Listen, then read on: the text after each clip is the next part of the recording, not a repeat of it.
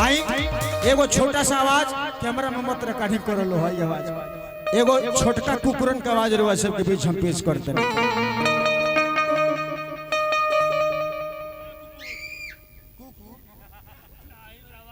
तन भोकबा हो हाई विदेशी कुकुर कोनी के भोकत भोका भोका तोरो ट्रांसफार्मर मागिए लगा देता आ देखा यूपी बिहार के कुकुर कोनी के भोकल सुन चुनू आवाज आ रहा है।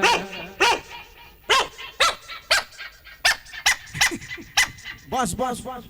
यूपी बिहार के छोटका कुकुरंगा बोले राय दा तू खत्म बाड़ा ओरिजिनल अगर जो अच्छा लगी तो ताली बजाए वो कुल का जन्म लिखल बाटे गोहरौरी में पूजौटी में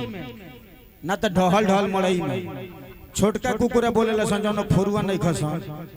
के नो कर घुरिया जैसे कैसे कहे सन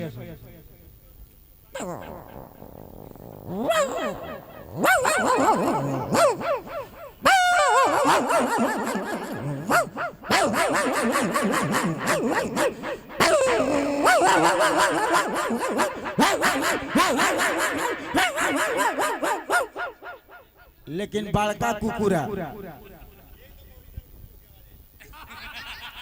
मानो सब रिकॉर्डिंग होता है मानो घर भोज करके छोड़ बोलो हमारे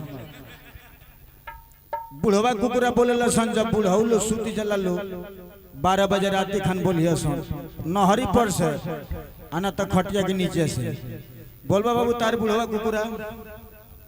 बोलबा तार बुढ़वा कुकुर के देख ली हाँ बुढ़वा हाय रायदा हाय देखा बिहार के कुकुर कोनी का भोकला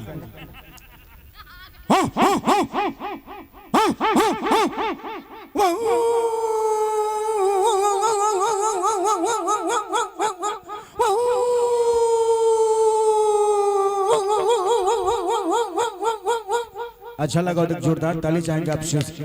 इतना अच्छा लागल कि देखी पटीदार हार उड़ा गए।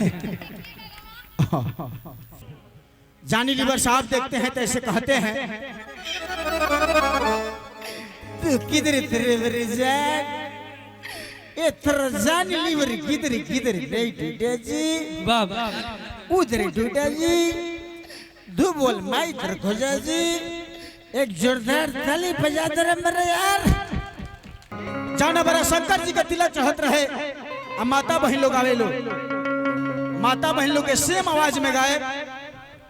अगर जो अच्छा लगी तो कोई जोरदार ताली बजा लो माता बहन लोग से कहते माता बहन लोग गीतिया के गावे ला लो सुनिए शिवा